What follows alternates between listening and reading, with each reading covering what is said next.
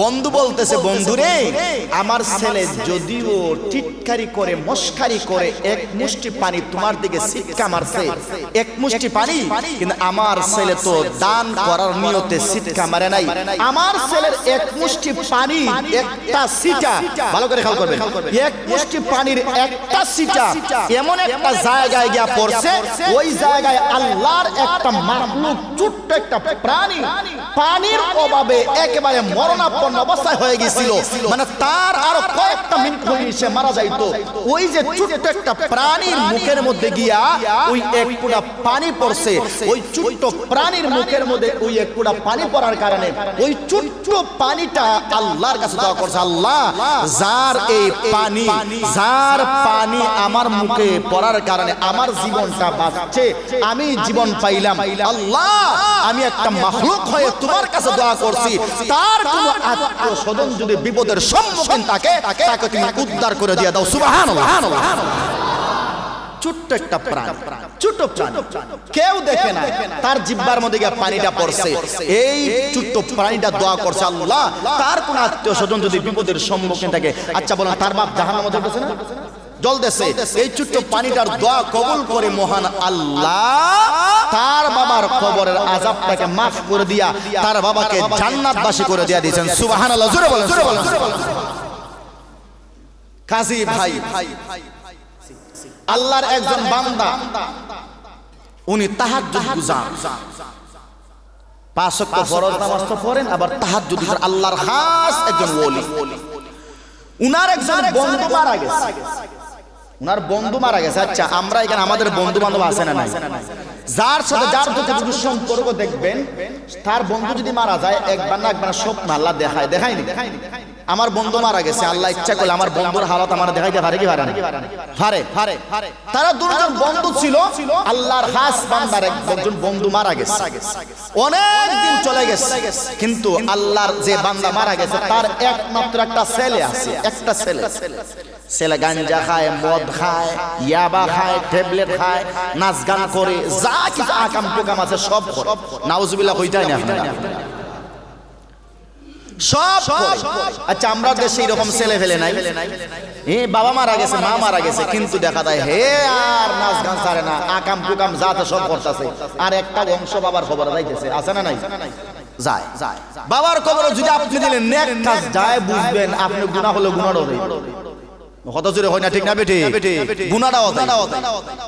আল্লাহর বান্দা একবার স্বপ্নে দেখেন ওই তার বন্ধু যে মারা গেছে, বন্ধু বলতেছে, বন্ধু আমি কবরে বড় অশান্তির মধ্যে আছি, আমি বড় জ্বালার মধ্যে আছি, আমার কবরে আযাব হইতেছে, আর আযাবটাতে হইতেছে আমার একটা ছেলে রাইখাইছিলাম, বড় বদকার ছেলে, বড় গুনাহগার ছেলে, বড় নিমক হারাম ছেলে, ওই ছেলেটা নামাজ তো পড়ে না, কিন্তু সে নাচ গান করে, গাঞ্জা খায়, ইয়াবা খায়, যত গুনার কাজ আছে সব করে, আর এই কারণে কবরে আল্লাহ আমাকে জ্বালাইতেছে। নাউজুবিল্লাহ, জোরে হয়।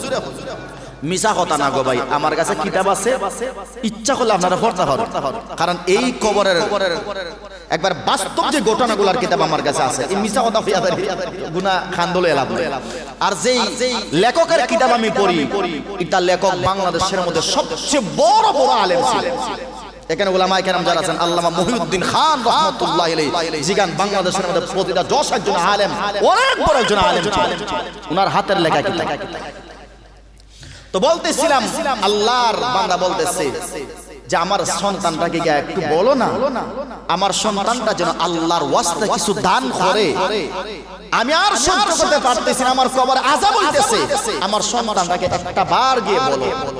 আমরা বলতেছিলাম, আল্লাহর বান্দা বলতেছেন ঠিক আছে আমি আপনার এই ছেলেকে গিয়া বলবো। স্বপ্ন যখন ভাঙলো, আল্লাহর বান্দা ফজরের নামাজ পড়িয়া হাঁটি পা করে আল্লাহর বন্ধুর ওই তার বন্ধুর বাড়িতে গেছে, গিয়া দেখতেছে আল্লাহর বান্দার যে ছেলেটা সেটা পুকুরে গোসল করতেছে, গিয়া বলতেছে আব্দুর রহমান তোমার বাবা তো অনেক দিন হয়ে গেছে মারা গেছে, বাবার কথা কি স্মরণ আছে? বাবার কথা তো তোমার স্মরণ নাই, তোমার যে অবস্থাতে বুঝায় তোমার বাবার কথা তুমি একেবারে ভুলে গেছো। তখন আল্লাহর বান্দা বলতেছে তোমার বাবাকে আমি গত রাতের স্বপ্ন দেখছি, তোমার বাবার কবরে বড় আযাব হইতেছে, আযাব চলতেছে। তোমার বাবা আমাকে স্বপ্ন যুগে বলেছে তুমি নাকি আল্লাহর ওয়াস্তে কিছু দান করার জন্য যেন তোমার বাবার কবরে একটু আলো পৌঁছায়, একটু শান্তি তোমার বাবায় পায়। সুবহানাল্লাহ, জোরে হুজুরে হুজুরে।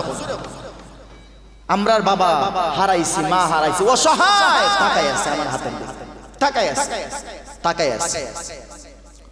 ছেলে এবার বলতেছি নিজেই খাইতে পারি না আর বাবার জন্য দান করবো। এই পুকুরে গোসল করতেছে, এক মুষ্টি পানি হাতে নিয়ে ওই আল্লাহর বান্দার ওলির দিকে এরকম শিক্ষা মারছে, নেও আল্লাহর রাস্তা দান করলাম। আচ্ছা এটা দান করছে না টিটকারি করছে? কথা হয় না আপনারা, এটা দান করলো না মস্কারি করলো?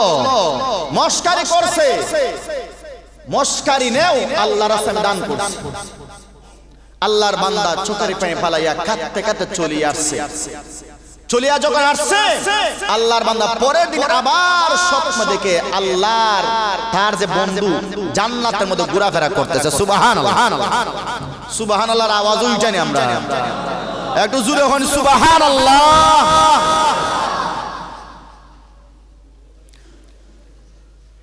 আল্লাহর বান্দা স্বপ্নে দেখতেছে তার বন্ধু আগের দিন ছিল জাহান্নামে, গজবে, কবরে আযাব হইতেছে, কিন্তু আজকের রাতে যে স্বপ্নে দেখতেছে আল্লাহর বান্দা জান্নাতের ময়দানে সিংহাসনে বসে ঘোরাফেরা করতেছে। সুবহানাল্লাহ, জোরে হন সুবহানাল্লাহ।